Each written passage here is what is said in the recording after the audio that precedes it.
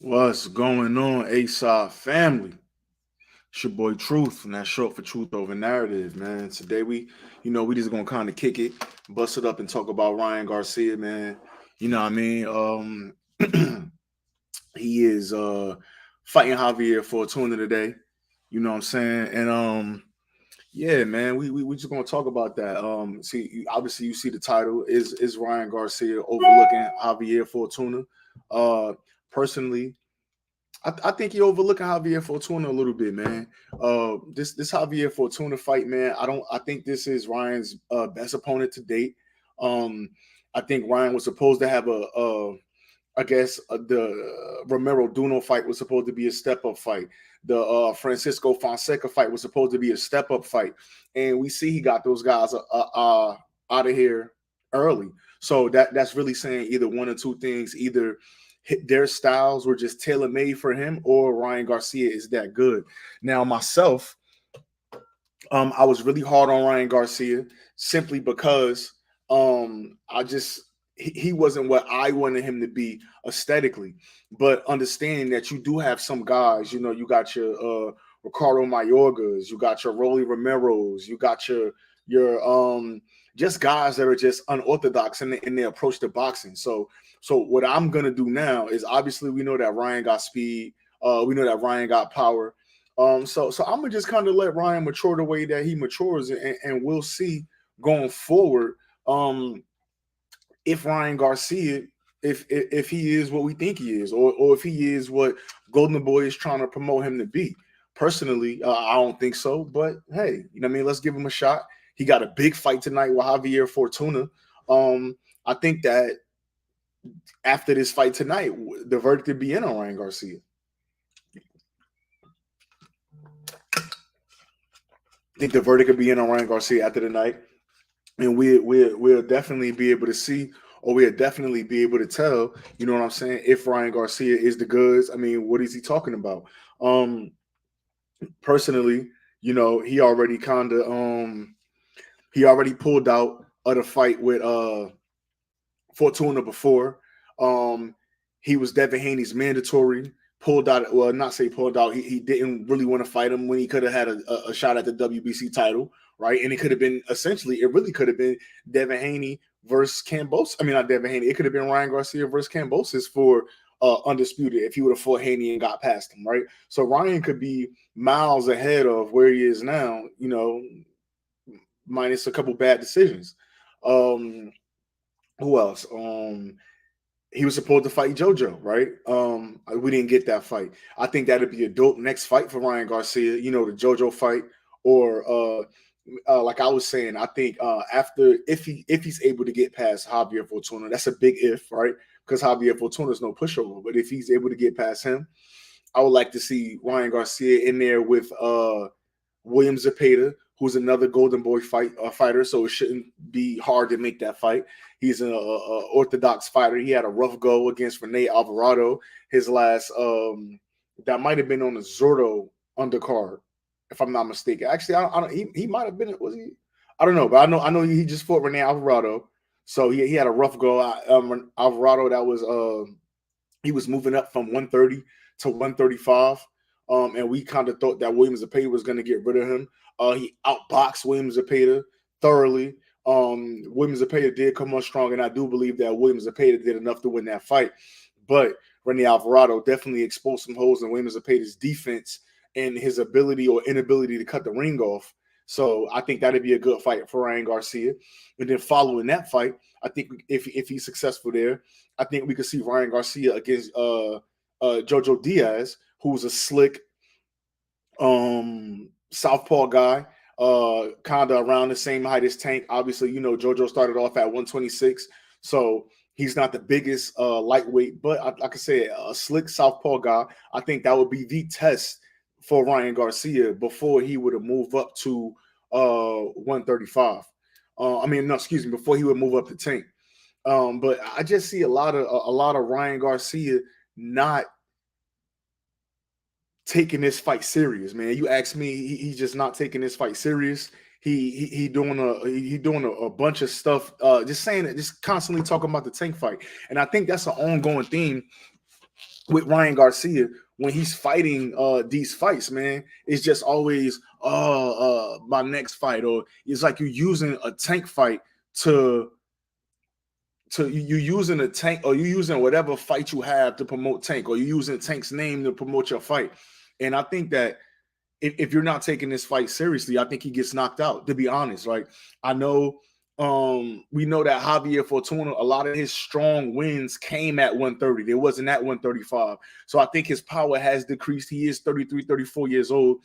So obviously we know Fortuna not no spring chicken no more. But with the defensive lapses that Ryan has, with, you know, his feet being in the sand, not always coming back to a defensive posture after throwing his punches, having his chin in the air, backing straight out. That's a lot of mistakes, man, over a 12-round fight with a veteran, right? With a crafty veteran. And we know how Javier Fortuna will get in there and make it dirty. You know what I mean? He'll do what he has to do to get the win. You know what I'm saying? He has been stopped one time. I think he got stopped by Jason Souza at like 130. But I mean, really, that's it. So if Ryan Garcia could get a stoppage during this fight, I think that's a big win, and that's a now we're looking at Ryan Garcia in a different light, especially if he stops Javier Fortuna in devastating fashion. You know what I mean? But I do wonder how dedicated Ryan Garcia is. We've seen videos of him hitting the bag, looking real sloppy. Right now, I don't know if that was just trying to maybe throw the fans off, but we did see him looking sloppy hitting the bag. We do see him on social media a lot with all these challenges and all this other things that's going on. And like I said, with a crafty veteran like Javier Fortuna, if Ryan Garcia is not on his A game, he's gonna get knocked out. I'm gonna put some money on Javier Fortuna tonight. I don't think it's a long shot to say that he could beat Ryan Garcia. Do I think that Ryan Garcia can make easy work of him? Hell yeah, I think he can. But like I said, I don't think it's a long shot to say, hey, Javier Fortuna could win this. Now, do I think Javier Fortuna could win a 12-round fight against Ryan Garcia? I don't think so. But also, I see him, like I said, with the ability to make this a dirty fight, make it a little sloppy, but we'll see, man. We'll see. I think Javier Fortuna charged up. Today is what, July 16th. Yesterday was his birthday. You know what I mean? And he knows, he's a Samson fighter. He knows that he don't have that much longer to go in his career. This could be his last hoorah. If he get knocked out by Ryan Garcia, shit, Javier Fortuna, he's going to be a 135 stepping stone. If he loses to Garcia, I don't not see him possibly being in fights with guys like Isaac Cruz, guys like Frank Martin, guys like Rayo Valenzuela. He could be that guy. He could be the next Francisco Vargas, or he could be the next Gamboa. You know what I'm saying? Now, I don't know if Samson is going to allow that to happen. I don't know if Samson going to keep putting him in fights where he fucking getting his head knocked off, you know what I'm saying, and losing fights like that. But at the end of the day, like I said, this is a big. I think a lot is on the line for Javier Fortuna as well, and maybe that's just being overshadowed by, you know, Golden Boy and the way they're promoting this fight, and Ryan Garcia and his stardom, right? But it's a lot on the line right for Javier Fortuna too. You know what I'm saying? It's a lot on the line, man. He went in there in a Jojo Diaz fight. He went in there with one hand. Basically, his hand was broken. That's why that's the reason he said that he didn't come forward enough, or he didn't really put that work in the JoJo fight. He went back, regrouped. He had a fight in the Dominican Republic. And now we back here for the Ryan Garcia fight. So, I mean, we'll see. This fight is at 140 too. So, shit, you talking about a guy that wasn't as strong at 135, and now you're moving him up to 140 to fight Ryan Garcia, who, shit, he might not go back to 135 after this, right? Which I think could be a mistake, because I just think it's too much smoke at 140 to kind of hide Ryan Garcia, or to keep trying to. There's too many fighters at 140 to be trying to develop a guy like Ryan Garcia.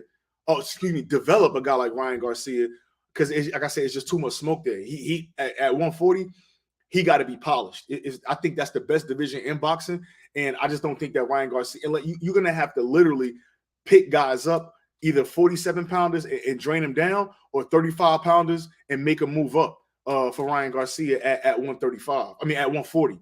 Because like I said, I just think it's too many guys at 140 for dude to be, making mistakes, or for him to be fucking staying there taking pictures after he throw his punches, or leaving his chin in the air or with having his feet in the sand. That's not going to work against the talent pool at 140. And truthfully, I'm not really. I don't even know what fighters Golden Boy have at 140 over there. Mostly all the smoke is either on ESPN. You got Teofimo Lopez moving up to 140 over on ESPN. You got Barboza, who we saw last night. We got some guys over there on ESPN at 140. Obviously, well, shit, Zepeda over there, Jose Ramirez over there, Josh Taylor. It's a bunch of guys over there. And then obviously on PBC, you got your Subriel Matias, Gary Antoine, Elvis Rodriguez. It's a lot of guys over there on that PBC side at 140 as well. Alberto Puello, you know what I'm saying? Who's about to fight for the title. So, I mean, if Ryan Garcia is going to move up, I'm interested to see the guys that they would try to bring in. Because like I said, I don't think Golden Boy got too many in-house fighters at 140. So I would be definitely interested to see the guys that they decide to bring up there for Ryan Garcia at 140 if he wants to make a title run there. So we'll see, man. We'll see, man. I think tonight is going to be. I think it's going to be a real good matchup. I like the undercard. I'm excited to see Alexis Rocha. I'm excited to see Lamont Roach Jr. I think that he might get a crack next at the winner because I think it's eliminated for the WBA strap at 130. And I know Hector Luis Garcia and Roger Gutierrez are fighting for that belt. August 20th on the Adrian Broner undercard. So we may see Lamont Peterson in against that winner. Now, that would be a cross-promotional fight. If Hector Garcia wins, he's on PBC. Lamont Roach is on Golden Boy. So I don't know. Maybe had to get a purse bid or however that would have to work for that fight to happen. But I see Lamont Peterson. It's not Lamont Peterson. I see Lamont Roach Jr. becoming being champion. We know he fought Jamel Herring at 130. Lost that fight. I think he could have did a little bit more. He could have turned it up a little earlier. He had a great 11th round, if I'm not mistaken, in that fight. But yeah, man, I think we could see some things happen over there as well with Ryan Garcia. I just know Ryan Garcia keep talking about this Tank fight, man. We just keep hearing that.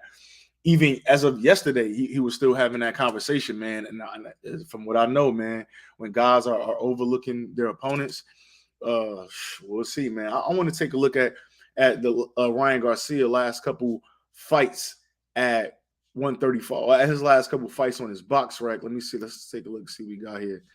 Okay. So we got Emmanuel Tago. I didn't really too much like Ryan Garcia performance in his Tago fight, man. Yeah, I ain't like that performance. He had his feet in the sand. He didn't cut the ring off. Ryan Garcia got a lot of he do a lot of things I don't like, man. He don't establish a jab. Like one thing, if you know me, if you know truth, when I'm watching guys go at it, I'm looking for a jab. I want to know, does this guy have a jab? What is he doing? Is he going to the body? What is his foot movement like? How is he avoiding punches? Is he a catcher or does he like to parry punches? Will he slip? How's his upper body movement? And I just think that Ryan Garcia don't show that much. He don't show much of that upper body movement. And I think with training with Goosen is going to have him more aggressive, but I don't know, man. I don't know what that's going to do for him defensively, man. I don't know what kind of sparring he getting over there, but whatever. So the Tago fight, I wasn't really a fan of. So what we got that Luke Campbell, this Luke Campbell fight right here. Granted, like I said, that's the fight he got dropped in. He looked okay. He looked okay. Definitely a couple lapses. And with Ryan Garcia too, man, he does this thing where when you throwing hooks or you throwing jabs, instead of him blocking or trying to parry, he's trying to like time and catch your punch with his hand, and he get hit with a lot of punches with that, man. Like he definitely out now. I wouldn't say he's susceptible to that overhand right because that mother Ryan Garcia, he got a hell of a check hook. Let me see, he got a hell of a check left hook. So definitely, man, I like that. Let me see what we got. What time the fight starts? I think the fight started around like 9 o'clock. It's on DAZN. So for sure, DAZN, they're going for sure. Give me 1 second. So for sure, DAZN is going to be going live around like 4:30. If you got the zone, I think you could check it out on YouTube. That's when they're gonna start their prelim fights. I'm gonna probably jump on in and check that out too, see their prelim fights. But I believe the main card start around like 9 o'clock, 9:30. And Ryan Garcia probably be walking around 11ish. We'll see. And it's not that many. I don't think there's no other cards on tonight. So I think this fight gonna get a lot of focus and a lot of coverage tonight. I mean, as all Ryan Garcia cards do. I'm curious to see the attendance, because I think he did $1 million gate against Tego, who was nobody in reference to stardom here in the United States. So I'm definitely curious to see like how he's gonna do against a Javier Fortuna, a kind of known guy here in the States somewhat. And I think he should do good numbers, man. I mean, I don't think he's going to sell out the crypto, but I think he'll do good numbers, and I think he be able to have a nice, decent gate. Maybe we'll see if he can get another $1 million gate against Javier Fortuna tonight, man. So I'm real interested in seeing how this fight going to play out tonight. But let me go back to Ryan Garcia box right. That Francisco Fonseca fight. There's another one. He knocked him out. I think it was a KO in 2 or some shit like that, or KO on 1 or 2. Romero Duno, I think he stopped him in like 1 or 2 in a couple rounds. And then obviously, you know, these guys down here, we don't know who these guys are. This is filler down here. But hey, in 2019 he had Duno knockout. That was a good fight.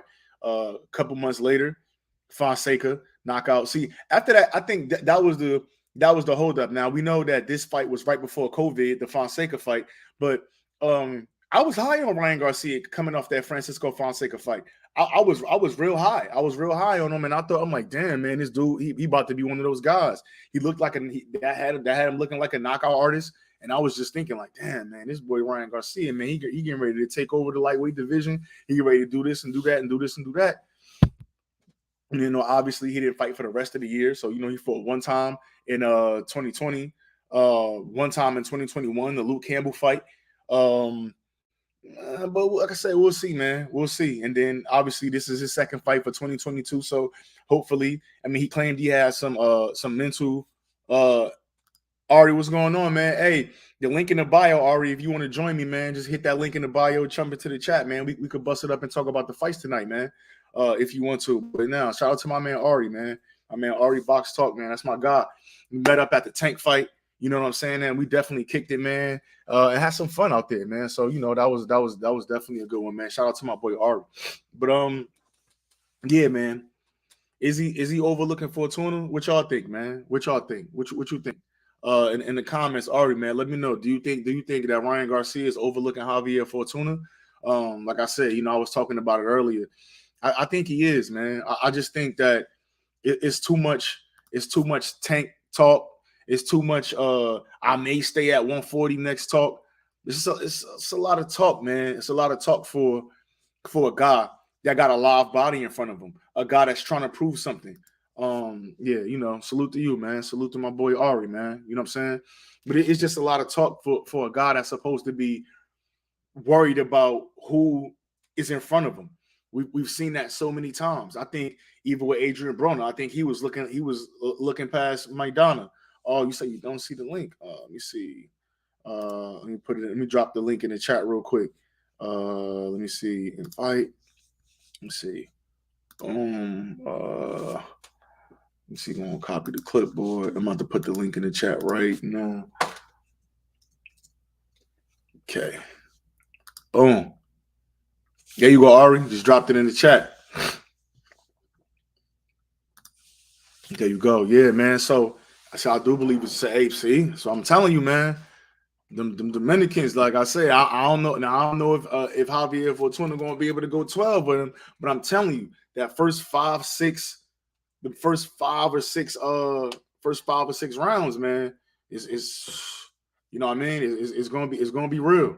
It's gonna be real that first 5 or 6 rounds. Let me just make sure something, man. That link's supposed to be in that chat, man. Let me make sure. Oh, I got my man Ari Box talking in the building. What's going on? Let me get my man Ari in here, man. Yo, Ari, what's going on, happening, man? How's it going? Chilling, man. I'm chilling, man. What it look like up top right now, man? Listen, man. I'm good. I'm over here. I'm actually about to go for a run. and I saw Okay. you were on. I was like, oh man, let me just jump on real quick. But I'm about to go for a little run and shit. I'm actually gonna check out that app that you put me onto. So I'm gonna check it out. But yeah, man, no, I think Ryan Garcia is overlooking Fortuna. Like you were saying, he's talking too much about Tank, talking about he wants a Tank fight next. Um, so I think it is. I think Fortuna's a live body. I think it's a dangerous fight for both fighters. Yep. Um, like I've been saying, I know that Ryan Garcia has the speed, the power, um, and the size to land like a one punch knockout. And I Yeah. think he could sleep anybody with one shot. Around his division. Sure. Now, the thing is that a lot of people I think are basing Fortuna, on the Jojo performance. Now, when I was watching that fight, I was thinking like, yo, something's wrong with this dude because Fortuna usually comes to fight. He comes forward, he throws punches and bunches.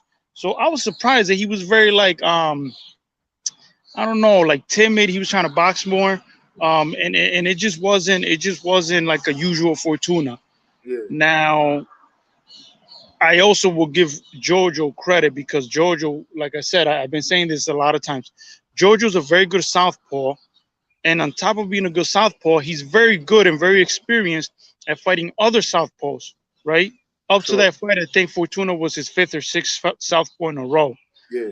So Jojo did a lot to negate Fortuna's abilities, and I think just Fortuna wasn't himself. Yeah, but you got to remember too. Remember, so man, remember Samson came on the space with us and said that he didn't know, but during that fight, Javier Fortuna, his hand was broke. So, Correct, which uh, is which is the reason why Fortuna wasn't himself. He wasn't throwing as many punches. He was like almost boxing more, and he was like timid. I don't know, but listen, I'm not gonna try to take anything from Jojo from that fight. for sure, George, Um, a hell of a but I fighter. think that's part of the reason why they picked Fortuna because they saw Fortuna and thought, well, he didn't look that great. Let's put him in there versus Ryan and see. And I Yeah, guess they think Ryan could get him out of there. exactly. Um, but going back to Ryan, look, Ryan's a good fighter. He has speed, power.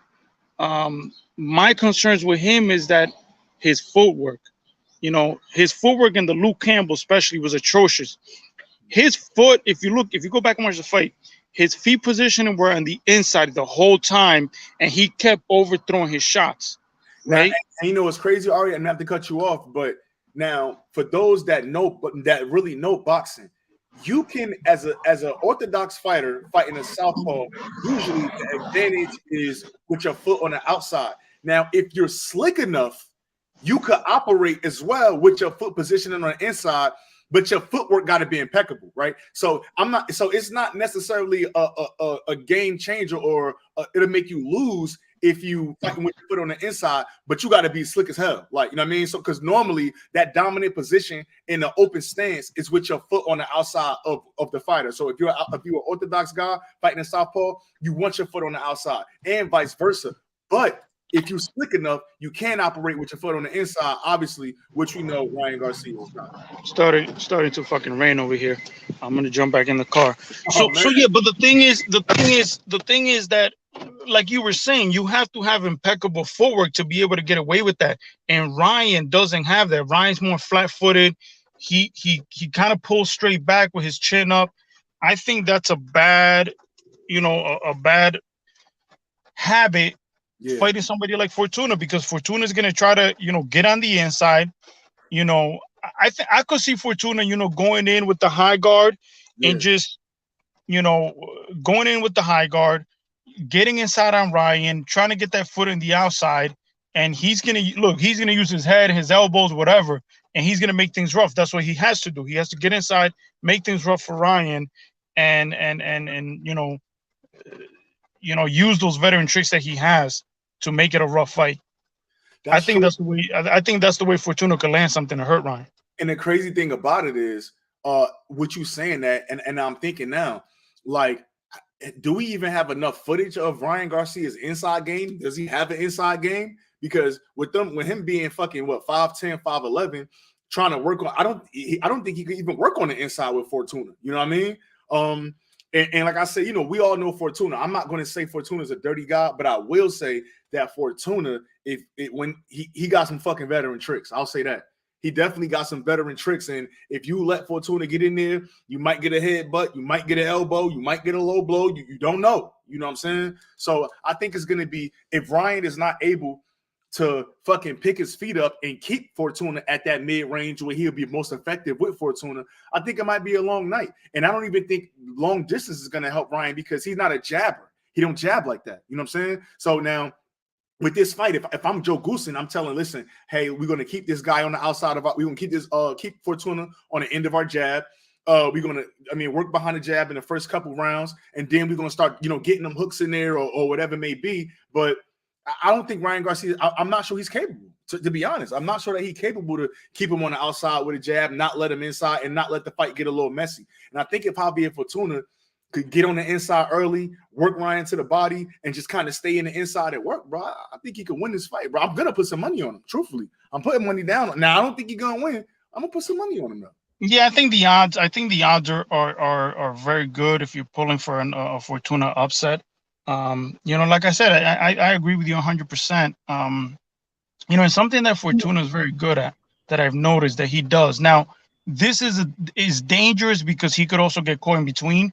But something that I noticed Fortuna is very good at, he will come in and he'll throw a left, like a straight left to the body, and he'll do that a few times. He'll throw it straight left to the body, straight left to the body, straight left to the body, and then he comes up and it looks like he's going to throw it again, but then he comes on top and throws it above to the head. So it's similar to with Luke Campbell, how Luke Campbell landed that punch versus Ryan.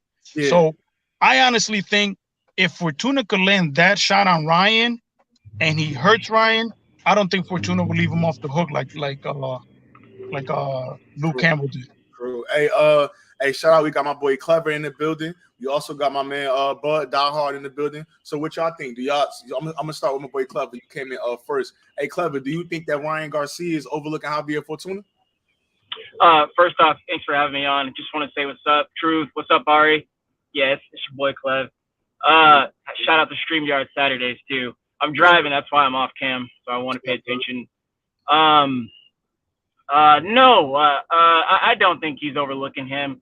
Just Ryan's just a big entity within the sport of boxing, and what I mean by that is just he kind of gets to call those shots, make those shots, and kind of gets lucky to get away with saying such things and looking into the future. But again, no, I don't think he's overlooking him. I do have Ryan winning the matchup. I think Javier. In fact, I think this is Ryan's biggest fight thus far of his career. It is. I think this is his biggest fight of his career, and we shall see, man. I said this the last time I saw Ryan out. He just needs rounds, man, for being such a highly touted prospect, and then kind of push into contender role. And I just think he just needs the rounds. That's what I think. All right, cool. Bud Diehard, what you think, man? You think Ryan Garcia overlooking Javier Fortuna in preparations for a tank fight? Yeah, what's going on, y'all? This Lil, by the way. It's Cuzzo here. Can you hear me? Yeah, we hear you. You can hear you. All right. Yeah, I disagree. I'm gonna say that he is overlooking. Mhm. I think he's overlooking Javier Fortuna for the simple fact that Fortuna and his previous outing, he didn't look good. He didn't look sharp. He got hit with a lot of shots against a slower puncher than Ryan Garcia and Jojo Diaz. I know he fought uh, Rafael Hernandez back in February, but that was more of a tune-up fight. I'm not Yeah, that I'm was on the not card. giving you credit for beating the guy that's 32-14. I'm not taking that fight serious. That's not close to a world-class fighter. Nah, no way. And while Ryan is still in that, I still feel like he's in that prospect phase. I know you said last time when I was up here that he was a contender, and I guess you could say that. But Ryan, I will echo what my manager said. He needs rounds, but I do think that based off Fortuna's performance against Diaz, that he is overlooking him. For sure. Yeah, I think so too, man. I just think I keep seeing him talk. One minute he talking about Moots not going back down to 135. Then he talking about a tank fight in December or a tank fight later this year. And like I said, man, I just don't think Javier Fortuna, one of them guys you could do that against. And I also think that it's hurting Ryan Garcia with this fight being at 140. Now, truth of the matter is, they said that Javier Fortuna is the one who wanted this fight at 140. And I understand that. But one thing I would note is that Fortuna wasn't a huge puncher at 35. So I doubt he'd be a huge puncher at 140. But with Ryan Garcia, he need to be at 135 because Golden Boy don't have fighters at 140 that he could kind of level up against, right? All the fighters at 140 is either on PBC or they on ESPN. And 140 is so deep. I don't think it's enough guys for. So if he stays at 140, Golden Boy either going to have to find fighters at 147 and drain them down, or they're going to have to find guys at 35 to move them up to 40 so that Ryan Garcia could get the proper progression that he needs. Because 140 is full of fucking killers, man. 140. Now, Truth, quick question, sir. Now, would Ryan being at 140, would that benefit him versus Javier Fortuna? No, it'd benefit him versus Javier Fortuna because of the weight advantage. But I'm talking about if you looking forward, right? 140 is very deep. I think besides 154, and it's a couple other divisions too, right? But 140 is so deep that I don't think the issues that Ryan had with his feet in the sand, with fucking pulling straight back, with fucking pulling out with his head up, taking pictures and posing after punches and shit like that, which means just kind of standing there and not getting out of the way. I don't think that those defensive issues is going to suit him at 140. It's fucking killers there. So he's not going to have the gambit of guys and just keep going through at 140 before he got to fight those tough fights. 140 is a tough ass division, and it's a lot of guys that can fight there. So I would rather him stay at 35 where he has the weight advantage, strength advantage, because I think the things that we like about Garcia at 140, I don't think the punch power at 140 is way greater than it is for him at 135. I don't think his speed at 140 is that, you know what I mean? He might be a little slower at 140 than he was at 135. And so when you talking about the other guys catching up, when most of those guys' footwork is better than yours, most of their movement is better than yours, most of them guys establish a jab and go to the body better than Ryan. That's the issue that I got with him moving up to 140. See, but another thing is that even if Ryan stays at 140, because he's saying, "Oh, I want a Tank fight," and he's saying, "Oh, Tank will fight me at 140." That's what he said, right?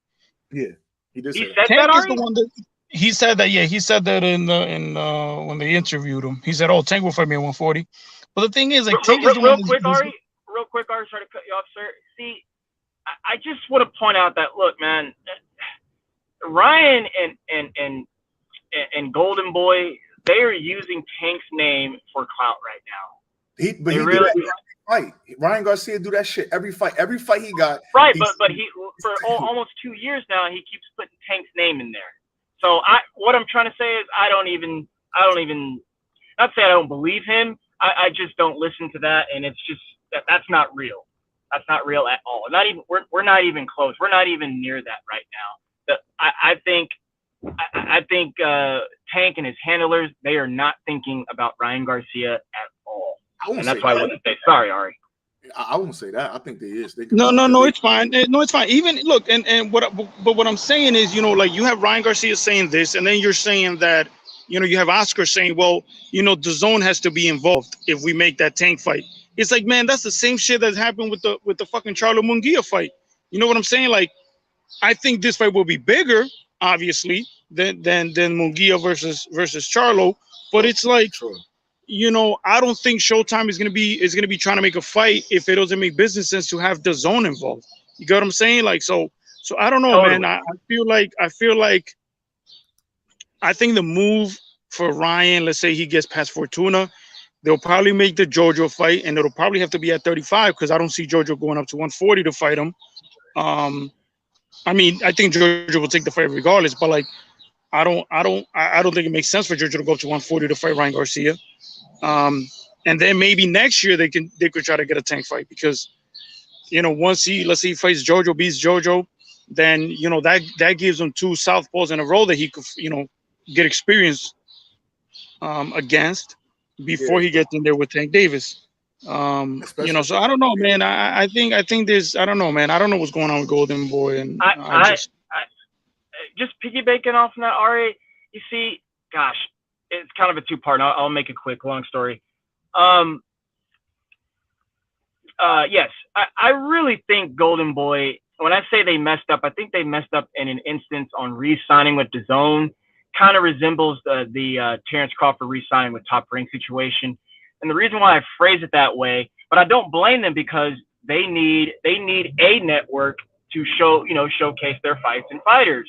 However, re-signing with them provides no what's the word I'm looking for? No conjunction or conjoining of networks. I don't think Top Rank or DAZN would partner with them like that or reason with them at all.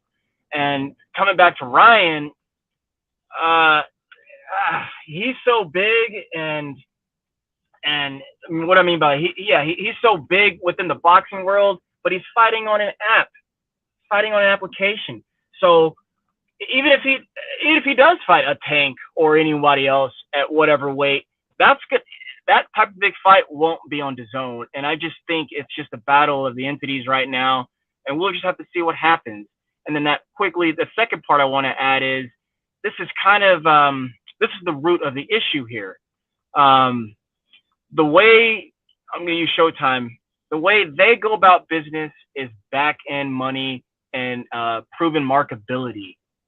The way DAZN, and I'm going to lump in Top Rank, they give you a guarantee, and in DAZN's case, they give you a big guarantee, and they want to showcase it themselves because they are the new guys on the block. But Clever, you gotta make sure you're making the right distinction because you're saying DAZN. DAZN is the broadcasting network. You talk about either Matchroom or Golden Boy. Those are the promoters. You know what I'm saying? Yes, but yes, sir. I agree, and I'm on the same page. So back where I was saying, DAZN again, they're the new guys on the block, and they want to showcase it. They want to show it. However, come back to Showtime. It's a no-go from the beginning. It's a no-go because they simply don't make their money that way. Well, I think that's part about having business sense because a fight like Munguia Charlo, I don't think that fight is big enough to do a co-promotional thing. But if you got there you go, co-promotion. That was the word I was looking for. Yeah. But if you got a Tank, to be honest, with the audience that Tank has, because Tank is doing pay-per-view numbers with anybody. With the audience that Tank has and the audience that Ryan Garcia has, and remember against Tego in San Antonio, Ryan Garcia did $1 million gate against nobody, essentially.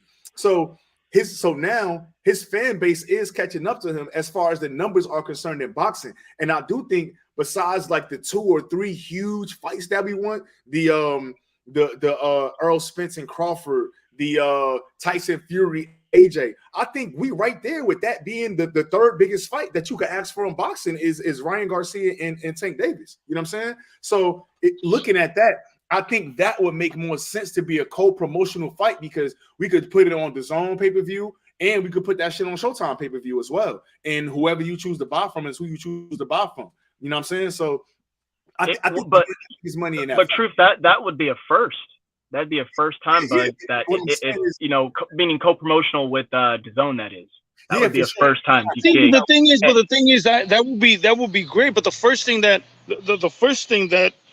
Oscar says, well, Al Heyman is over here, doesn't want to protect his fighters, doing all that bullshit. Like, bro, how are you gonna fucking work with people if the first thing you're doing is bashing them? You get what I'm saying? You can't make these public statements and say all that kind of dumb shit when you're trying to work with somebody, when you're really trying to make a fight. You get what I'm saying? So it's like, another thing is like, even the people that run DAZN, they're saying like, oh, a guy, I can't remember his fucking name, but he tweeted out like, hey, we don't like to make fights publicly, this and that, whatever. And he was responding to Steven Espinoza. And I was like, and the first thing I said, well, that's all Eddie Hearn does, try to make fights in the public eye. So you can't, you know what I'm saying? Like, I don't know. I just think it's a little hypocritical. Like, if you really want to make this fight, just shut the fuck up make it in the back room, just make it happen, and just whatever. If people decide to buy from Showtime or the Zone, whatever it is, just do it. But going So out there and just saying these things is just not going to help the situation.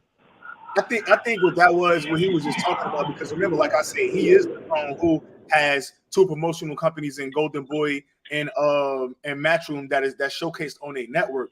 But yeah, man, I think that's a fight that could happen. But you got to remember, guys like MJ is not a Matchroom or a top rank, or not top rank. He's not a Matchroom or a Golden Boy guy. MJ is signed directly to the Zone. That's why if you ever watch MJ fight, he got the big ass DAZN patch on his shorts. He's not signed to Matchroom. He's a straight DAZN fighter. You know what I mean? And they do have a couple fighters like that. But I understand, including AJ now. Yeah, well, AJ just did the deal with Matchroom, right? Remember, he just no, that was DAZN, sir. That was like I saw DAZN repping that. Yeah. Okay. Yeah. So so now they got AJ. After this fight here with Usyk, that's when AJ deal go into place after the Usyk fight. But yeah, so. We'll see, man. I don't know, man. I think that's a big fight. I just think Ryan overlooking this guy, and I think that Ryan, it's a big chance that Ryan could get his ass sparked out tonight too, for real. I mean, I'm gonna put a little money on Fortuna because, like I said, I don't think the fight go past 6 rounds. To be honest, I think it ends before the 7th. Somebody's getting knocked out. I'm gonna see what those odds look like, but like I said, I might put a little money in Fortuna to pull the upset. I wanted to ask you guys, what do you guys think of Barboza last night, his performance, and where do you guys see him at the 140 division? Like, are you guys high on him? What do you guys think of him overall? Barboza. So I watched him last night. I do think that Barboza is I think he's a top 10 guy at 140. He did have some like defensive lapses and shit like that. He got caught with some shots. And one thing that kind of made me, I don't want to say nervous, because mind you, he went through some ring rust. I think he hadn't fought in like a year. But it was just odd that he kept getting caught by the same shots. Like Zarilla he would like a throwaway uppercut, like he would like a throwaway lead uppercut, and then he would come with that 2 down the pipe. He was open for that fucking that cross down the pipe all night long, and he got hurt bad in the 12th round.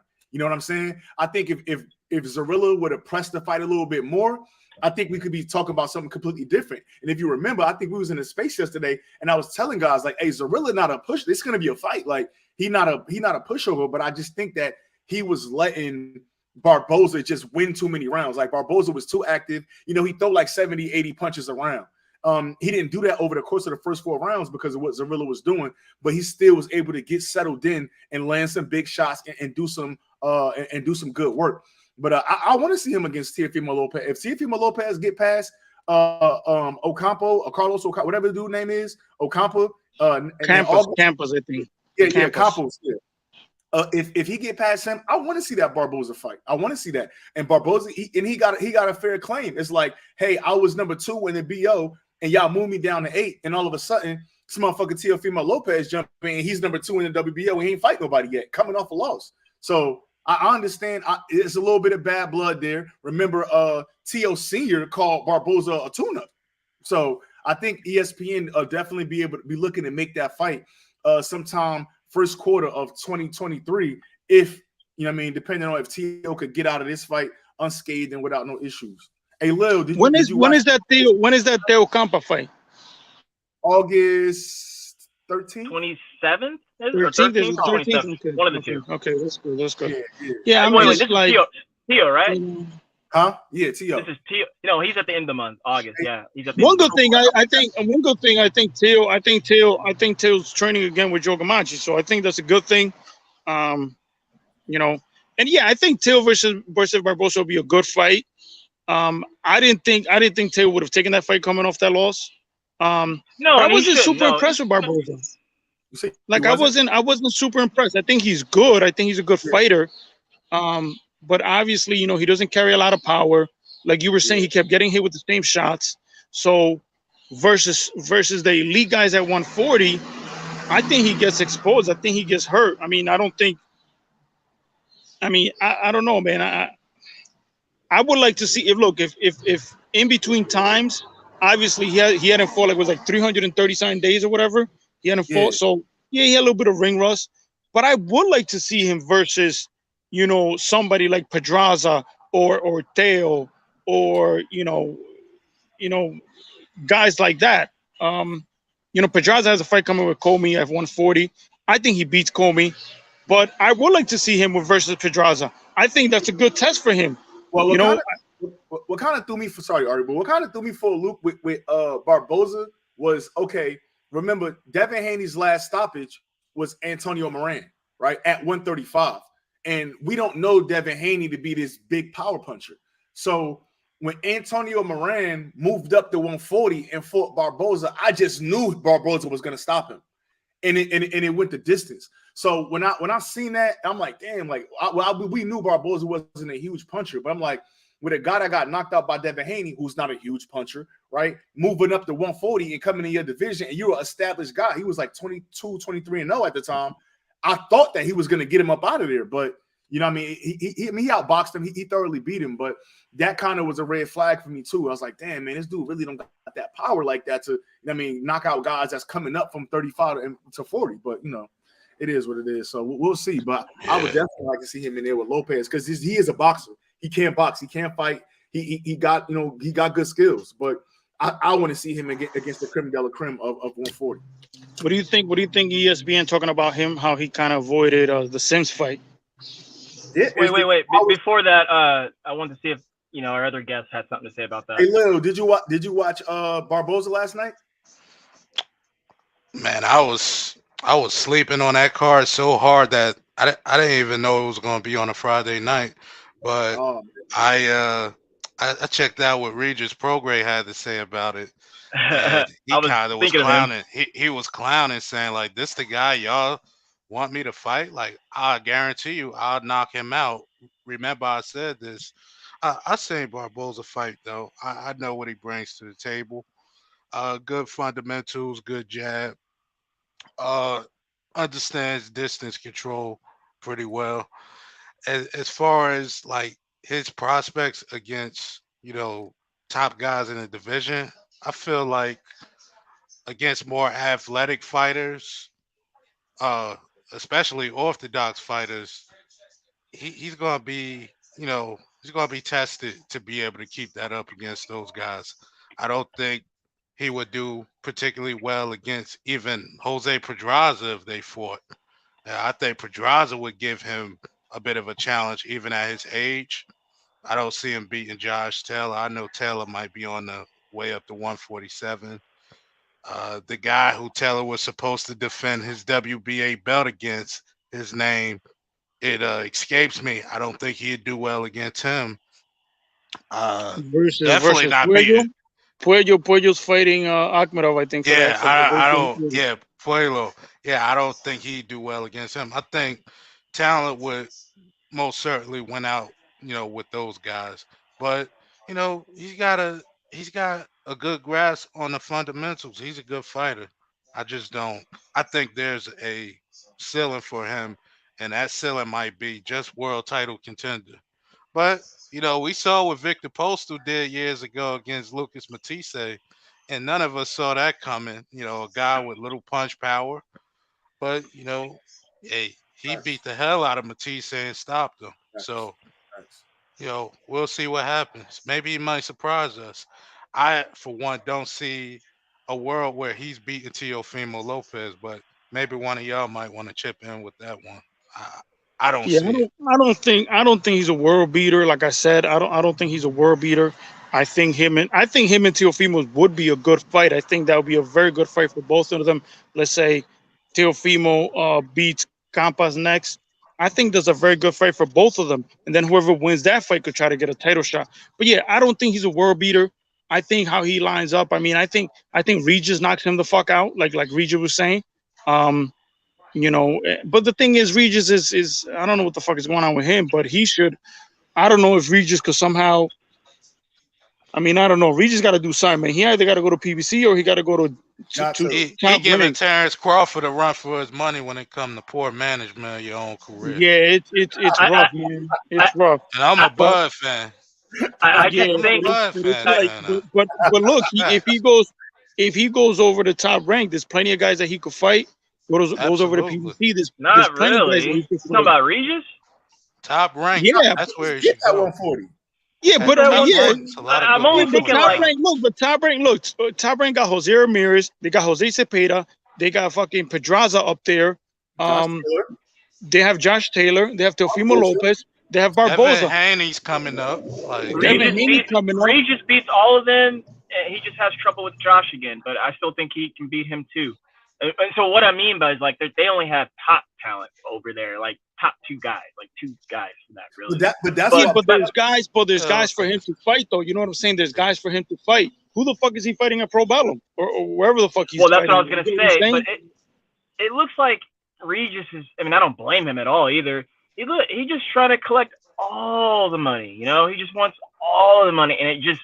I think you were just commenting on that. It just has not worked out to his. And I got the rankings up here. Regis is top 5 in every sanctioning body. But the fact of the matter is, like Lil was saying, you gotta get with a promoter. This is the same shit I was saying about Devin Haney over in Matchroom. Yeah, Matchroom was paying him the money, but if you're not with the right team, you're gonna be fighting a bunch of who's, and you're gonna get cut out. You're gonna get cut out. So this dude now, I don't know if he completely burnt that bridge with PBC. Regis, but I mean, I know he fought on ESPN earlier in his career, and I know he was with Lou DiBella, and fucking, I don't know whatever happened with Lou DiBella. But at the end of the day, man, Regis got to play ball. He need to go holler at Bob, go sit down and talk to somebody, because he's not gonna get the fights he want unless he fucking go play ball. He got to play ball. The sanctioning bodies are not doing him any favor, because if he's affiliated with Pro Bellum, and I think there's a direct connection still with Pro Bellum and MTK and Kanahan and shit. They're not going to do him any favors. So was he an MTK guy as well? Because I don't think he was managed by MTK. No, he's not MTK guy, but he's a Pro Bellum. And in my opinion, this is just my opinion. I'm just speculating. Yeah. I think Pro Bellum is also connected with the whole Kanahan situation. There's direct connections. I've seen some paperwork that some of the same people were involved.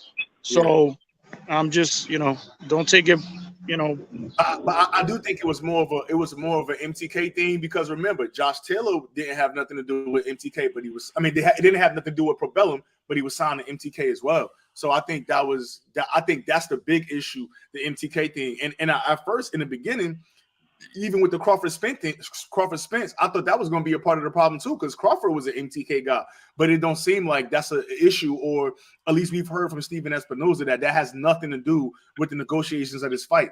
But yeah, Truth. I'm getting a call, so I'm gonna split right back. I'm coming right back. All right. Yep. Cool. Yeah. So, I don't think that got nothing to do with it. But hey, I got the rankings up here right now. So, Danielito Zorrilla was he was 10th, and he was 10th in the rankings. Who was my man at? Yeah, Barboza was number 8. So on top rank, above him, you got Sean Zepeda, who's going to be fighting Ramirez for the WBC title. Jack Catterall, but he overseas as well. So shit, the only other guy you got is Teofimo Lopez, right? And he's ranked number 4. So I just think that fight make the most sense if we talking about Barboza next. Teofimo with this guy from Mexico, they had that fight. Okay, cool. And then he fight Barboza. That'd be his step up. And then after that, shit, depending on if Josh Taylor still got that WBO strap, either we may or may not get that fight for the WBO strap, or we might see him fighting for a title. You know what I'm saying? So I think Josh Taylor is gonna fight Catterall again. I think Josh Taylor is limited in his options, and one of the main reasons is because he can't come fight in the US. Let's just be honest. That's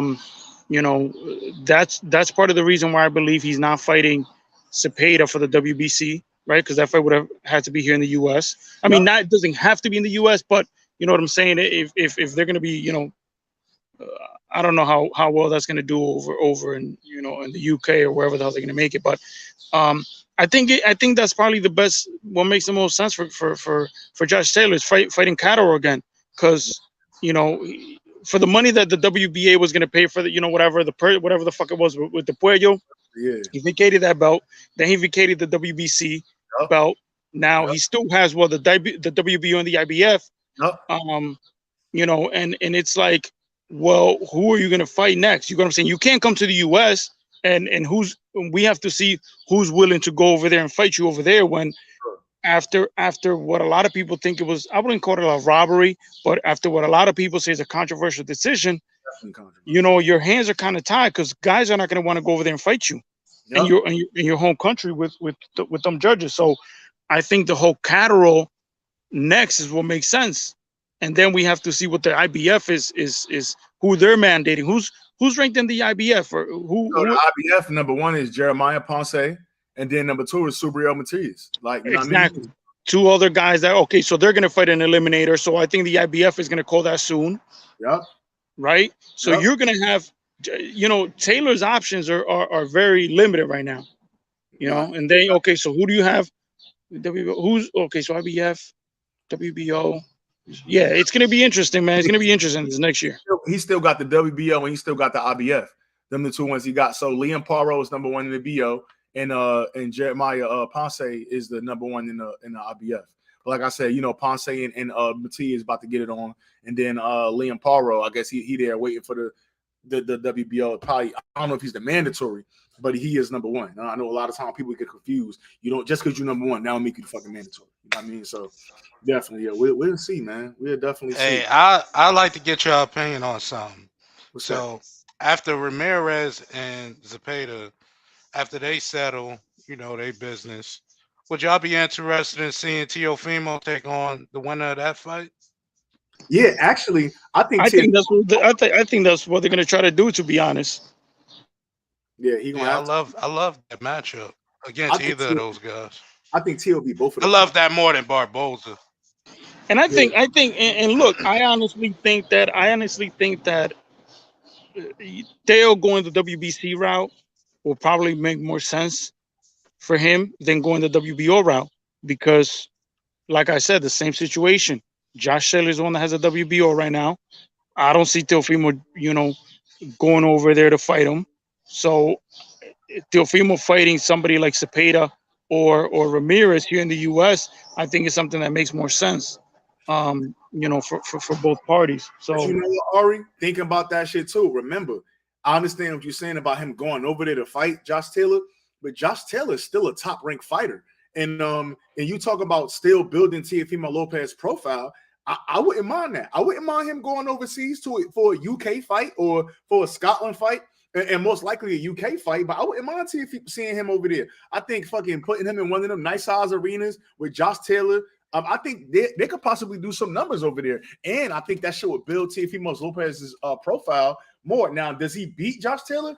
I think if Josh Taylor is not killing himself to make 140, and we get a healthy Josh Taylor, I don't think Teofimo Lopez beat Josh Taylor. If you ask me, a healthy Josh Taylor. Josh Taylor was, after he beat Ramirez, he was on a pound for pound list, arguably right enough. And I think he could have been. You could have argued that he was a top 5 guy. Josh Taylor resume at 140. Just if you minus that one blemish in the Catterall fight, that motherfucker been looking good, bro. Like he's his 140 run altogether plus becoming undisputed is what put him on the pound for pound list. You know what I'm saying? I still have him. I had him after he became undisputed. I had him in like the top 5. I think I had him at like number 5. Then after the Catterall performance and some other changes that happened, I had him like number 10. You know what I'm saying? Because that 140 run was legit. This 140 was better than Bud 141. Let's be honest. Yeah. I think his 140 run was better than Bud's 140 undisputed run. But I'm saying, like, I don't think Teofimo. I don't think even when Josh Taylor had that bad performance, I don't know if Teofimo will be able to do the same thing that Catterall did. You get what I'm saying? So I don't know, man. Do you think that Team Teofimo, they're gonna risk going over there and taking that fight? You know what I'm saying? I think it's crazy. I think at this point now, Teofimo already re-signed to Top Rank, and I think he got to play ball.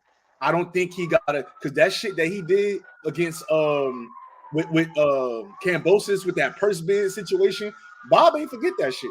You know what I'm saying? And I still think that he is in the doghouse with Bob until he show Bob his loyalty or whatever. And I just think whatever they tell him to do, he's gonna do it. Truthfully, I really think that Teofimo don't got the he don't got the wiggle room to talk shit like how he been talking. Or that he don't got no belts. Yeah, he got a ranking, but you back at top rank now. You got to play ball. You got to do what Bob tell you to do if you want those fights.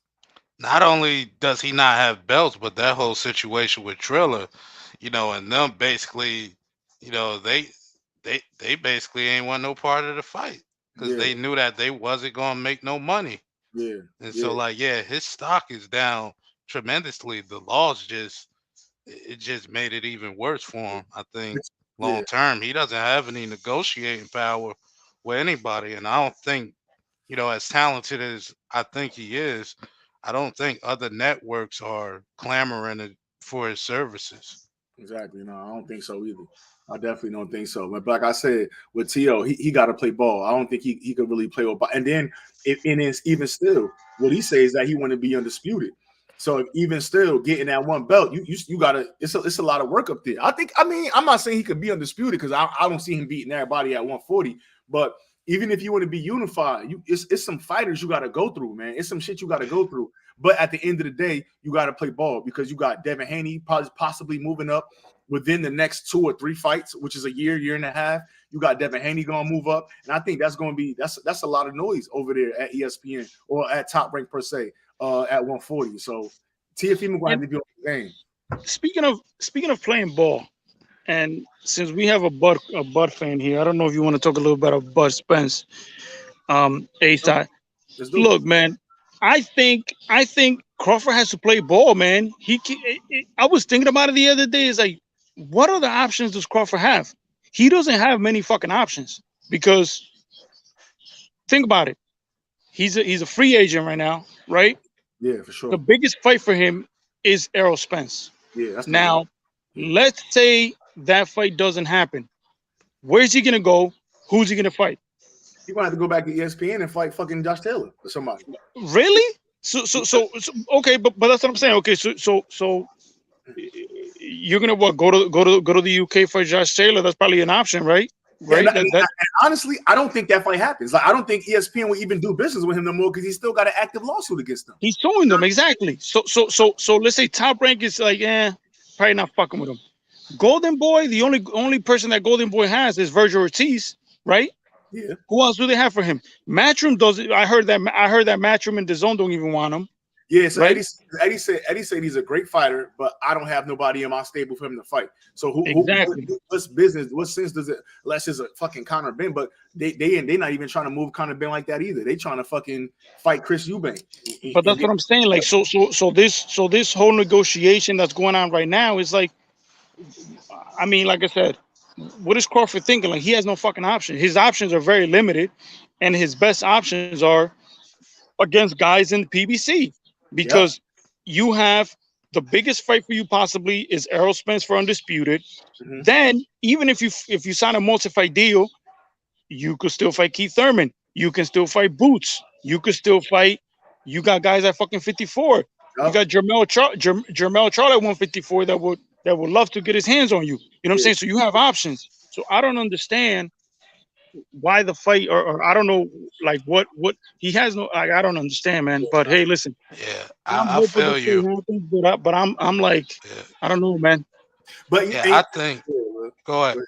All right. What I was gonna say, yeah, I feel you, Ari. I feel you a lot, and I think it comes down to a few things in terms of trying to understand his mindset right now in the middle of negotiations.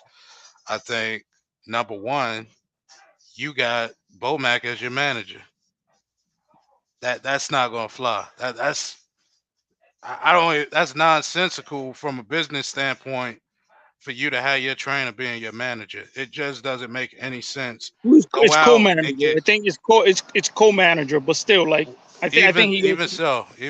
But yeah, I think honestly, and I'm just when Bud re-signed to Top Rank in 2018, I thought it was stupid. That's just my opinion. I think it was a stupid re-signing. Obviously, some people would disagree because he was getting a minimum guaranteed, which is great. But I think there was a conflict of interest in that situation because you have Bomac, who's your manager. He's very close to Top Rank. He has has other fighters over there, or whatever. I don't know. I think there was a conflict of interest. And I listen. I've said this before. Terrence Crawford is a great fighter. He has that killer instinct in the ring that a lot of fighters lack. Right? He's a killer in there. Um, I love watching him fight. I've been to like 3 of his fights at the Garden. Whenever he had fights at the Garden, the place will be packed.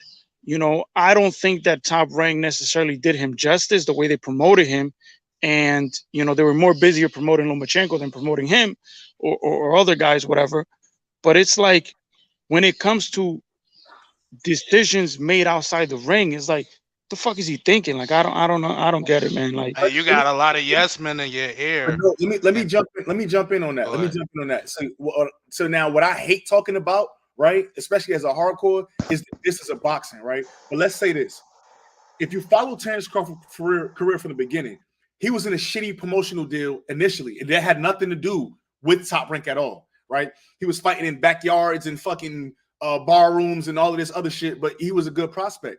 When Top Rank finally got him, and I think it was with Cameron Duncan or something like that, it was some issues with his contract.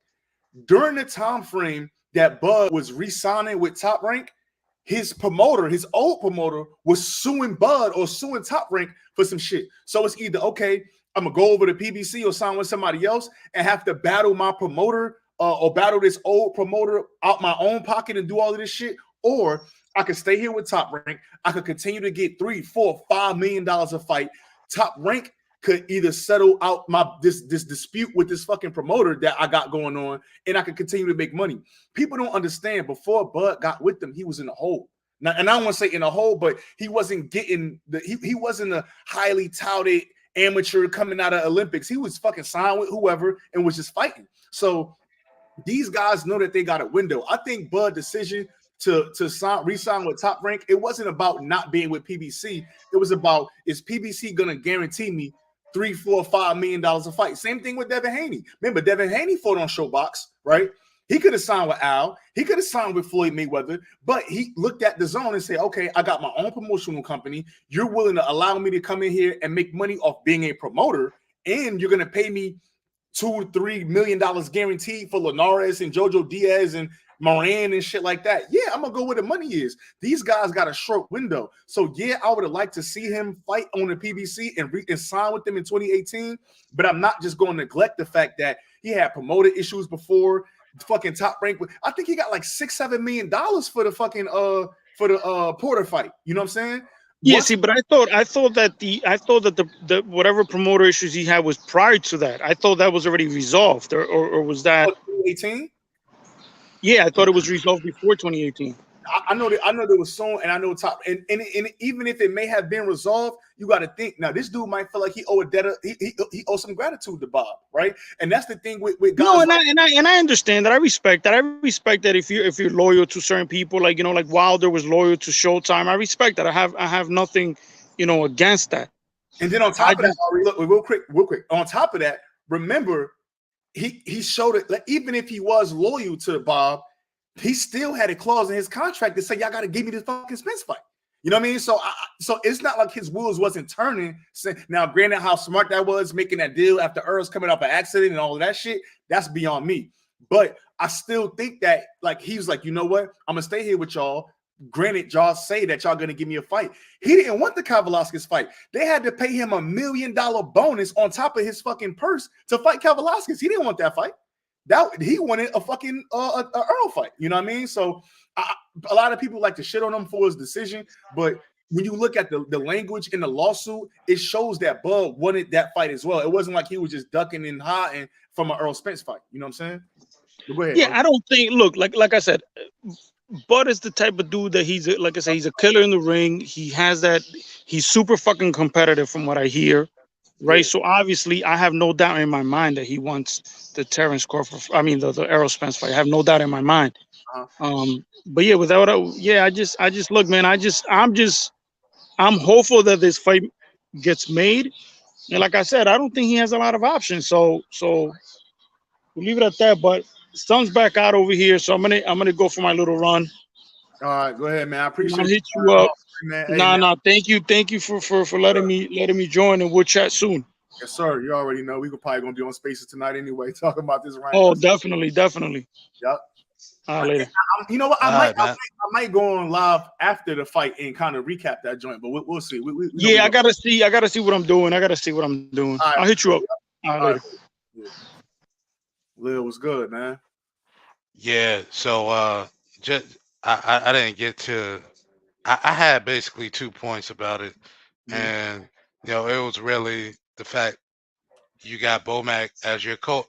Even if he's just a co-manager, I think I know you want to have people that you could trust, Mhm. but there's certain people where their roles should be uh defined, and that be it. He's Yeah. his trainer. That's what it should be. Yep. And the second thing is you got a lot of yes men screaming in your ear, you being touted as the king of Omaha. Yeah.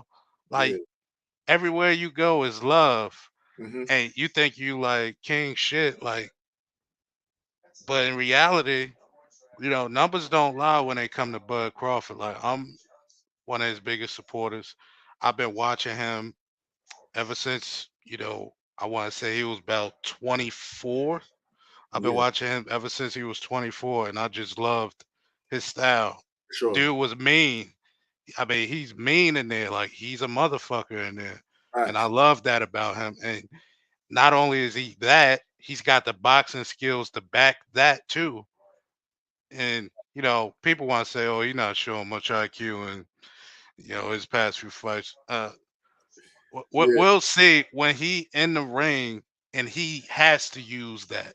But as far as it goes, like with how the contract negotiations are going, I feel like when you got all these people telling you this, telling you that, telling you that you the guy and all that, it could be a shock when you get to that negotiating table, and when the facts get laid out, that ain't the truth.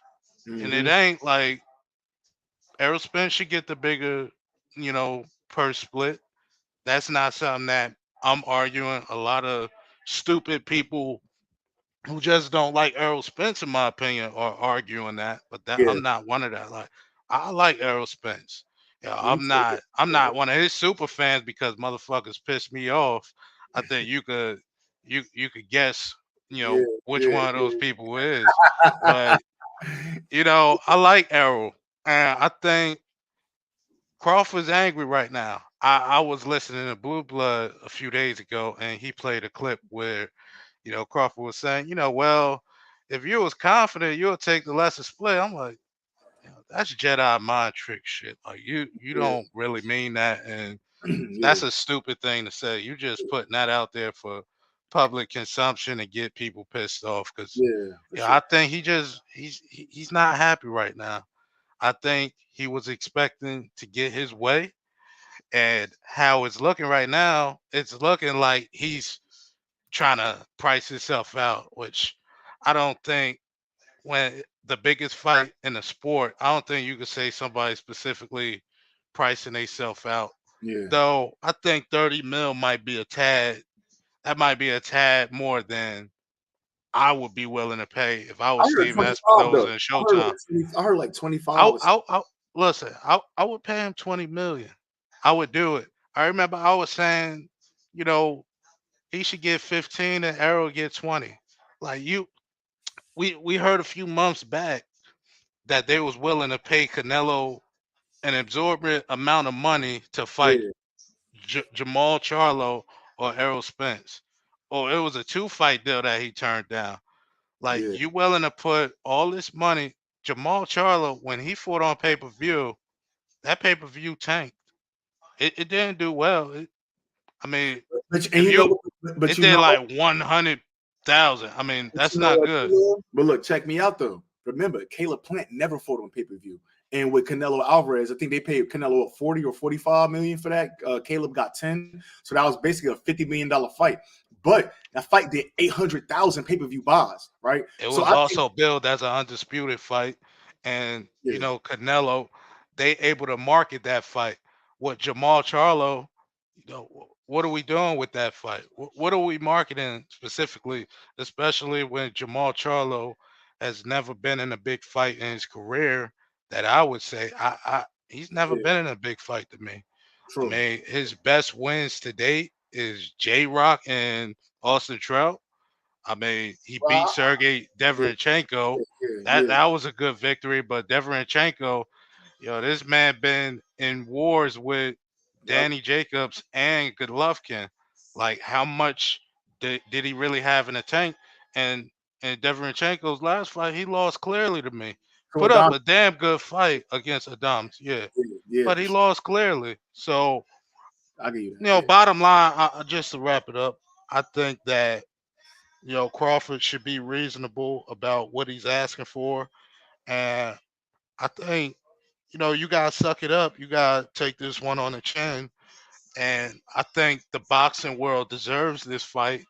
And, you know, I'm hoping and praying because I feel like, no pun intended, the truth will set everybody free when they see this fight. right. That's a fact. But you know what?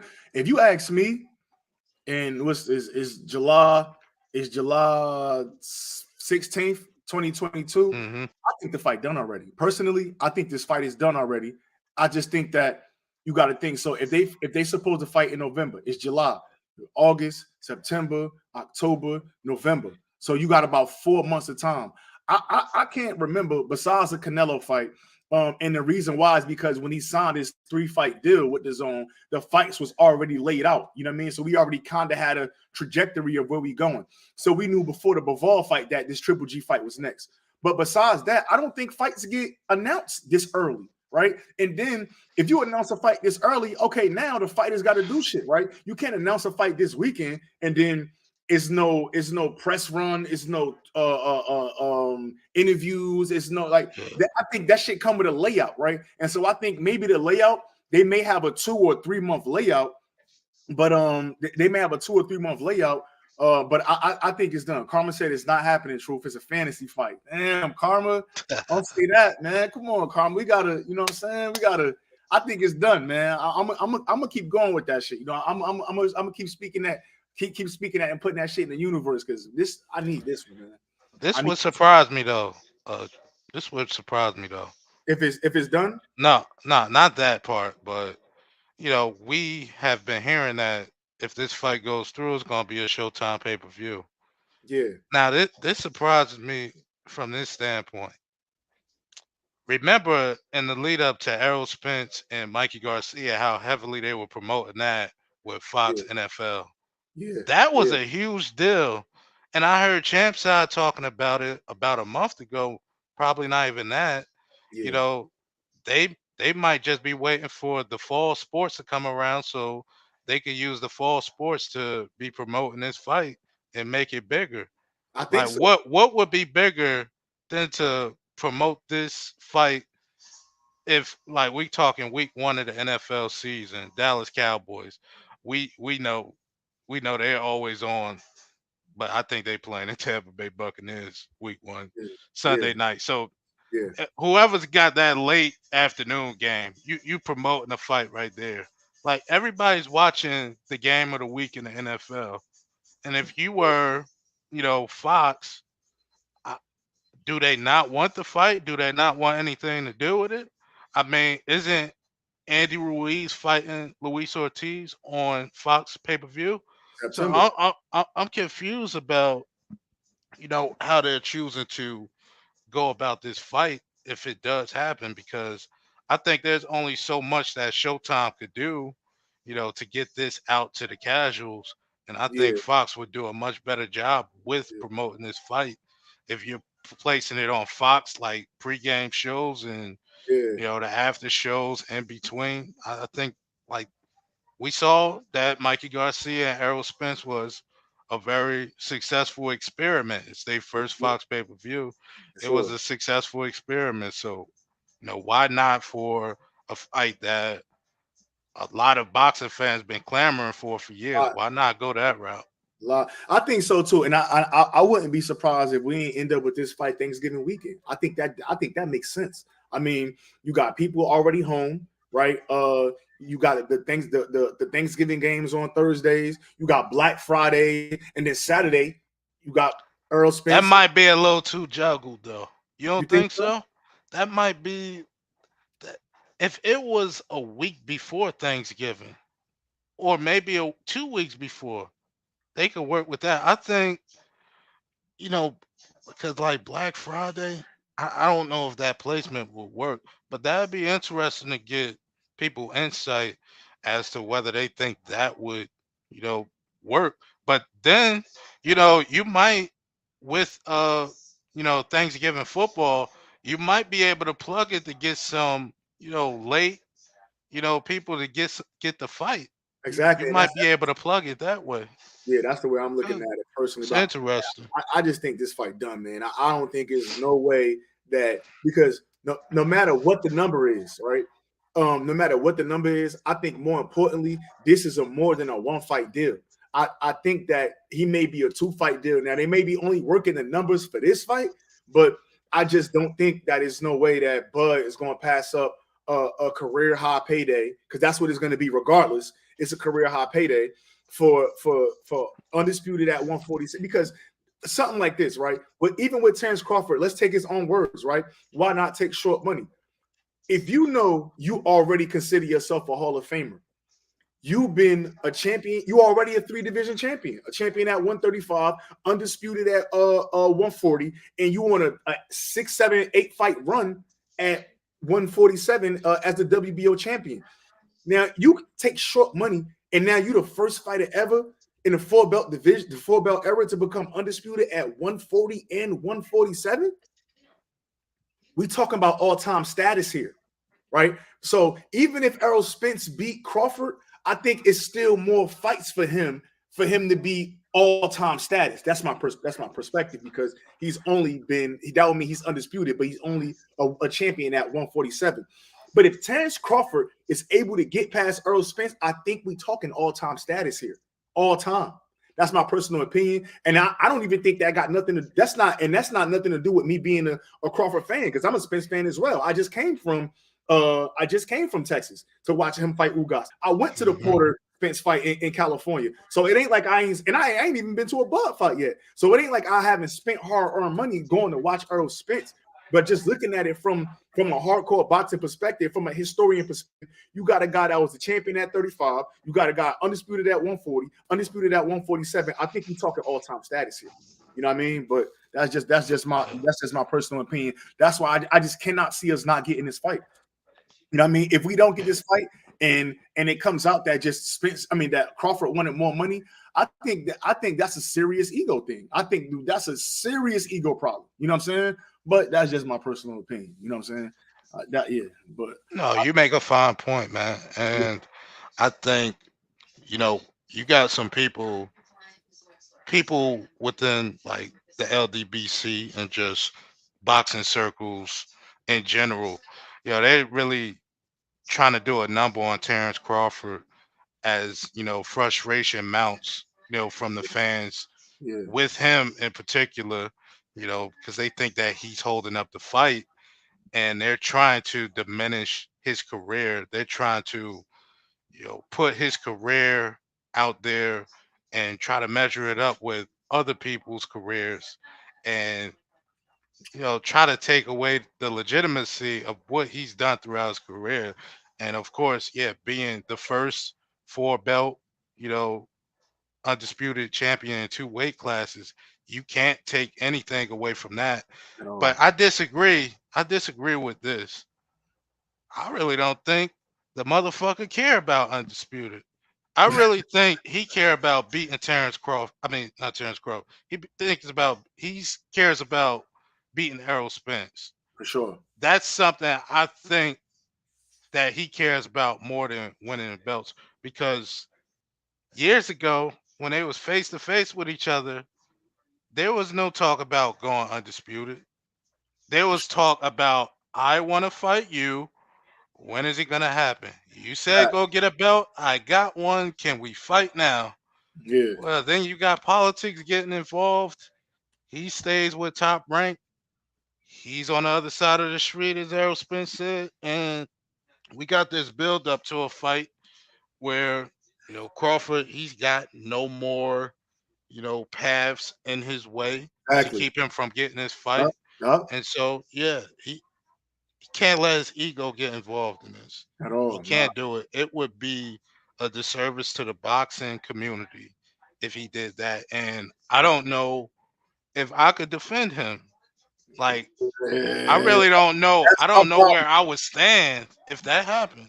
I don't That's my know. problem because my thing is, and I'm talking to Reek about this too. I'm just saying, like, if we don't get this fight, how can we defend not only Terrence Crawford for not taking this fight, but then again, how can you defend the level of competition that people say that he's fought? You know what I'm saying? How can you defend his whole run at 147 if we don't get this fight right here? Because with this fight right here, will validate the guys that he faced at 147. Because you could say, oh, he knocked out this guy, this guy, this guy, but yeah, he also beat Earl Spence too. So now we now is I mean, granted, if he don't fight Earl Spence, I still think he's a Hall of Famer. That's my personal opinion. You got a 3 division champion. You got about 6-7 defenses at 147, undisputed at 140. I don't think you could take that away from him, right? But this fight validates Terrence Crawford. This is his big fight. The same way he said, I don't need Earl. That's cool that you feel that way. But to the boxing fans, to the hardcores, to the people that live and die for this shit, you need Mhm. Earl Spence. This is your big money fight. This is your career defining fight. It wasn't Postal. It wasn't Indongo, even though, remember, Indongo went on the road and took belts from champions 2 times in a row in their hometown. We're not gonna now, granted, because we didn't like his performance against Bud, we're not gonna disrespect the way he got there. You know what I'm saying? Like he went and beat Ricky Burns, knocked him out, and took his strap. And I forgot the other guy's name, but he went to his hometown too, his home country, and took that belt. And that's how we got He Terrence Crawford. didn't knock. He didn't knock Burns out. Oh, he beat And Burns. Dongo beat Burns by decision. Okay, yeah, He he beat beat Burns. Edward. He beat Edward Trubisky by Yeah, first round knockout in yeah, like the first minute. yeah, That yeah. that shit was crazy because people were saying that Bud didn't want that smoke with Trubisky, and this guy in Dongo never heard of him. Knocks him out in the first minute. Please. You could hear a pin drop in that motherfucker. But nah, Even yeah. like So, like so man, yeah, oh man. yeah, we didn't want the Ndongo fight. I'm not saying we didn't want the Ndongo fight. People didn't know who Ndongo was, but I'm not going to discredit Ndongo for the way that he put himself into that fight. You know what I mean? You want to talk about earned it? He earned that. You know what I mean? So, but at the end of the day, I still don't see Ndongo, him as a fighter, as a career defining fight for Terrence Crawford. That's not a career defining fight. So this is the career defining fight for Bud Crawford. I'm here for it. I'm just, man, I'm ready to see it. Hopefully they announce something at least within the next month or two or something, man. Because God damn, I'm almost on the verge of not even really wanting to talk about this shit no more. Because I've what are been we past talking? that. Yeah, like what are we I've been talking about? Man? past it. So we gotta see, man. I don't know, man. I'm definitely excited for this Ryan Garcia fight. I think, depending on how I feel afterwards, man, I think I may jump on live afterwards and just kind of break the fight down, and see, kind of, or it's either I'm gonna either do that, or I may go live and just do a commentary live of the fight as it's happening, and that way I'm already on live post fight. You know what I'm saying? But we're gonna see, man. We're gonna see. Hey, well, real quick before we bounce, because it sounds like you're about to get off. Yeah, Um, real quick, Rances Bartholomew talking a lot of shit about what he gonna do to Gary Antoine Russell, this and that. You know, he gave some past guys some problems, like Antonio DeMarco and Robert Easter, but shit, he fought Antonio DeMarco. That was ages ago. And yeah, I like DeMarco. yeah, DeMarco, he knocked out Jorge Linares years ago, gave yeah. him his first loss. Uh-huh. But he gave Robert Easter some problems. I remember that fight. It That was a was very good fight. that was a I smooth fest. Him and Robert Garcia. I, Him and Robert Easter. I thought it was a good fight. Was it? I gotta go You back. might be thinking of something else. I thought that Bartholomew was pushing it on him and Easter, you know, he had to adjust. It Wasn't that didn't like look pretty at times. I think it was. Yeah, yeah, that was a snooze. I gotta look back. I think that was like they a got the fight on YouTube. yeah, I think that was like a horrible fight. I think, but I don't know. even still, he's I getting knocked out. Anthony's brought out. He is getting so knocked you don't believe in him. No, he is going to sleep, man. That boy Gary Antoine ain't. I don't think the fight for Gary Antoine, if he could get a strap or without it getting a strap, is him versus Subriel Matias. That's the fight. Is a PBC fight. They both there. That's the fight that we need. That's the fight that I want to see. Gary, and I don't think it's at 140. I don't think it's too many people that's beating Gary Antoine at 140. I don't think so. Now you got me wanting to pull the rankings up and see what. Let me see, man. Sabril Matias, he in the top. I think in the IBF, he in the top two, and he about to Subriel, let me fight. see. Yeah, he in the top two in the IBF, I believe. Yeah, Yeah, he's a problem. He's a unit.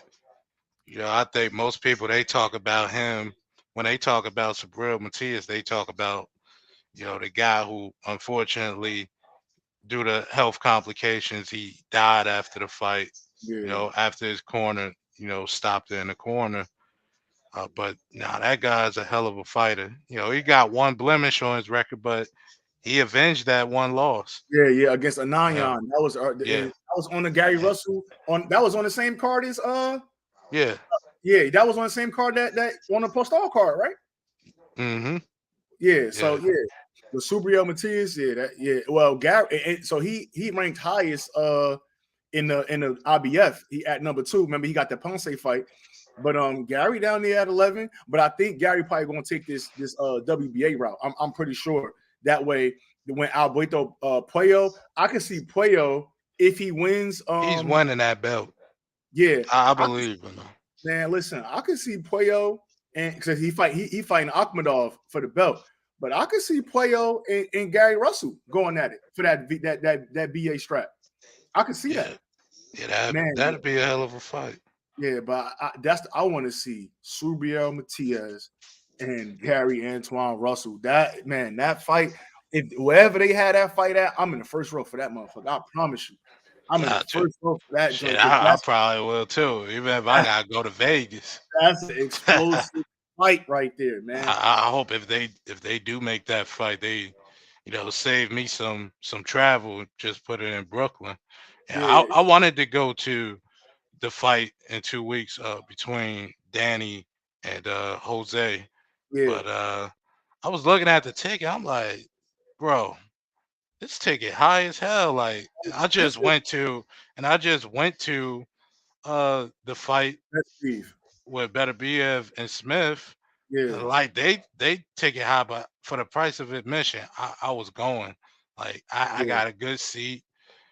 I wasn't gonna miss out on that. It was a great night, great yeah, experience. But yeah, I'm not feeling that ticket in Brooklyn. Like that yeah. that ticket, it's like they running a money laundering scheme or something down there. That I shit don't make no sense. I think I got to see what it's looking like. I may go to the Adrian Broner Omar Figueroa fight because I think that's probably be one of the best cards this year. Now, hopefully, Broner he been in on in the news or in the media talking about he going not in the media, but I know he had an interview and he said he gonna try to take it to Omar Figueroa and try to get the stoppage. But the Hector Luis Garcia and Roger Gutierrez fight is on the undercard for the WBA strap at Excellent fight. 130, and the Puello and Akhmadov fight for the 140 belt, 140 vacant belt. That's on the same card. Yeah, that So triple header gonna be fired, man. that's what I'm saying. So, and it's in Hollywood, Florida. Like shit, who don't want to go to Florida and watch a nice fight? You know what I Yeah. mean? I think that's going to be a real good card. So I think that may be the next card that I get into, man. Because this is a good card to go to. But I'm really just holding out because I want to see what they're going to do with this Spence Crawford, man. I think I might have to be in the building for that one, man. I think that's going to be one of them fights. If we could get that fight in 20 years and 15 years, everybody I'll gonna be remember talking it. about it like we talk about Hearns and Sugar Ray. Yeah, everybody going that. And That what's is crazy, right. what's crazy is I, most people don't even talk about the second fight between Yeah, Sugar Ray and Tommy Hearns. I yeah, thought yeah, Tommy Hearns won that shit. I don't yeah. care what nobody tell me. Like I thought He won. They hey, I think they missed it. But I'm Yeah. also I also said that Marvin Hagler, I thought he beat Sugar Ray too. It was a Wow. little biased. If you watch that fight, them commentators, they literally was dick hugging Sugar Ray the whole fight. I'm But you know telling what? you. Too? You know what, too, Lil? I think if Marvin Hagler don't fight the first 3 rounds orthodox, I think it's a different outcome. I think that's what hurt him with the cards. There was a close fight. Sugar Ray did fight well, but I think Hagler just coming out in orthodox. I think I didn't. Oh His man, I just wish he the could. thing is his when coming out like that, that's game plan specific to Yeah, how he trying to fight to start the fight. yeah, It yeah, probably was always gonna be a plan that he was gonna switch to southpaw, but in the filling out, he wanted to be in orthodox. And yeah, Leonard was able to paw away with the jab on him in the first few rounds, yeah. get some combinations in, quick combinations. I gave him the first few rounds, but I think I had like a stretch there where Marvin he won like 5 out of 6 rounds, and Yeah, then there was 2 other rounds that was close that you might have you could have said that could have went the other way. I gave him to Marvin. I thought it yeah. was a 7-5 on the scorecards. I wanted to ask you something What's that? because I was disappointed by this news when I saw it last week, and it was news about Keyshawn Davis pulling out of the fight, because he was ill. Yeah, Like, I do not want to talk shit about this kid. He's young. He got a bright future. I'm a fan. I love that he's with Bomac, and I love yeah, what Bomac is doing with him. for sure. This is a little suspect. Yeah, I'm gonna be real. This is sus. Like 2 times in a span of what, 3 months? Like there's something shaky going on because this is twice now in a span of 3-4 months that this has happened. So what's your so, thoughts on that? and you know what's crazy? I got a source that's close to Keyshawn, so when I get off here, I'm gonna holler at him and I'm gonna kind of see what's going on. And I don't want to talk shit about him, but I mean, with a non-COVID illness, I mean, you never know what guys is going through. You never know. But at the end of the day, I just think that it's just not a good look. Now, if you need to move up to 140, let's just move up to 140 if that's the problem. But with these illnesses coming at these odd times, man, it's not a good look, especially with how highly touted Keyshawn is. Now, I think I'm not sure if it was within 3 months because I know before his last fight, he had something he pulled out that fight. Then he ended up fighting, and then now this fight because he was supposed to fight on the card last night. Now he pulled Yeah, out again. So I don't know, man. The one thing I will say is obviously Bob got dates, so we gonna see him again. We might even end up seeing him in Newark. Now I don't I know. hope so. Now Yeah, I don't know because remember, who was that? Charles Conwell. He talked about when he was fighting with under David McWater and how he was supposed to fight on. I think it was like a Ring City card, and the dude told him to fake an injury to pull out the fight because they had another fight for him. You know what I'm that's saying? bullshit. Yeah, but now I don't know if there's none of that going. I don't want to spec. You know what? I'm high enough on Keyshawn Davis, and I think that this young guy got enough integrity that it's not bullshit with him. You know what I'm saying? He's cut from that cloth. We know he'll fight anybody. We know he when he in the ring, he back it up. So I'm gonna give him the benefit of the doubt for these 2 times. I'm definitely gonna try to call my source that's close to him and see like, hey, what's going on? What's up with your man's? But I'm high enough on Keyshawn to say, hey, maybe he's just getting sick. Hopefully it's not a weight thing and he's trying to keep making 135. That's why he's running into these That's what I issues. was thinking about, man. I think that making that 135-pound limit, like you a week out, and you seeing like it's just not going right for you. You gonna have to pull out. This shit And a happens so lot of it, much in the UFC, man. I'm look, telling you, dudes, it'll be the day of the weigh-in. They will pull out of the fight for medical reasons. And that might be it, but I'm not gonna speculate but too see, much on it because look, I'm in the same boat as you when it look, comes this to is the it. thing though, and this the issue that I got with that because he's a prospect still. So he's Yeah. not fighting at 135. You understand what I'm saying? He might be fighting at 137. He might have a catch weight. You know what I mean? Remember Ryan Garcia against Tego, that was a 139 catch weight, right? today, even though this still, I mean, this is a super lightweight fight tonight. But if Teofimo wins, I mean, if Ryan Garcia win, he gonna climb the lightweight ranking. You know what I mean? Because both of these guys is ranked at lightweight. So I just don't want to say it's the weight, because it's not like he got to be 135 on a dot for a title. You know what I'm saying? Now, if you feel me, now if he had a belt, or this was a final eliminator or some shit, I might be like, yeah, he might not be able to make that weight, and he don't want to lose his ranking. He not ranked by no sanctioning bodies. He doesn't have to fight at 135 on the dot. So what's going on? Like, you know what I'm saying? That's really the reason why I'm giving him the benefit of the doubt, because it ain't like he gotta make a weight. He could come in he could fight at junior welterweight. No, I mean at junior welterweight. Nobody not saying, like, you know what I'm saying? So that's why I'm thinking, like, what is it? Do you need a nutritionist? Is it something that you're doing with your but you with the right team? Yeah. That OMAC is your coach. So I think they go to Colorado Springs. They don't even, you know what I mean? So I don't know, man. I think he got to really be sick, bro. I really think that, but that shit ain't gonna fly too many more times, especially with the fans and with the promoters and with the people putting you because he was supposed to co-main. He was supposed to co-main last night. So when we see, that's why I was saying that. Yeah, I'm telling you, if he didn't pull out, my ass would have been sitting there watching that card. Yeah, no, I believe my brain and me having I'm invested in this fighter, like in terms of wanting to watch them fight. True. I would not have missed that card last night. And we will know if it's a weight problem if I want to probably say over his next 8 fights, if he step on the scales and he heavier on the scales than he need to be. But until that happens, we'll wait and see. I don't want that to be an issue for him. Yeah. And I don't want to make it seem like it is, but it is a little suspicious that in 2 times within the last 3-4 months, he's come up with an illness. But see, the thing with that though, Lil, let's put that on the table. Let's just say it's a weight issue. But remember, all of the talk after Keyshawn signed to Bob was that they fast tracking him.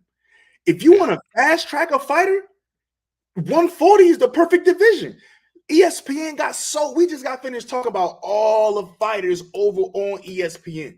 If he having weight problems at 135, let this motherfucker go to 140. And again, I'm gonna say it again. He don't even have to start making 135 on a dot until he start fighting eliminators. You know what I'm saying? So I don't think it's the weight, because if it was the weight, just make it a catch weight. And, hey, listen, man, I can't make 135. Now, if he can't make 140 or some shit, now it's like, whoa, calm down. Let's pull you out. Let's go another route to see if we could get you. Because now what we don't want to see him is at 135, and the next thing we know, we look up, hey, Keyshawn Davis that moved to welterweight. You know what I'm saying? Or some shit like that. Yeah. But because he's young and he's growing.